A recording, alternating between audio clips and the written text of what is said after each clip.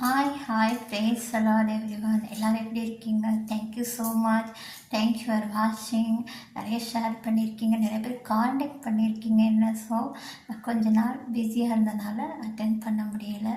So கர்த்தர் உங்களை ஆசீர்வதிப்பார். நீங்கள் செய்வதெல்லாம் வாய்க்கும். தேவன் நன்மையை செய்ய உங்களையும் என்னையும் அழைத்திருக்கிறார் இந்த பூமியில். ஸோ நீங்களும் நானும் ஆசீர்வதிக்கப்பட்டவங்க. ஸோ நம்ம நல்லது நினைக்கும் போது, ஒருத்தவங்க மேலே அன்பு வைக்கும்போது, ஸோ அது நமக்கு அகேன்ஸ்டாக வருது. ஸோ நம்ம கர்த்தர்கிட்ட இருந்து எது வருது அதை நம்ம பெற்றுக்கொள்ளலாம். அவர்கிட்ட என்ன ஆசீர்வாதம் இருக்குது, எனக்கான பொக்கிஷம் எங்கே இருக்குது, அவர்கிட்ட இருந்து வரும்னு சொல்லி நாங்கள் பிலீவ் பண்ணால் போதும்.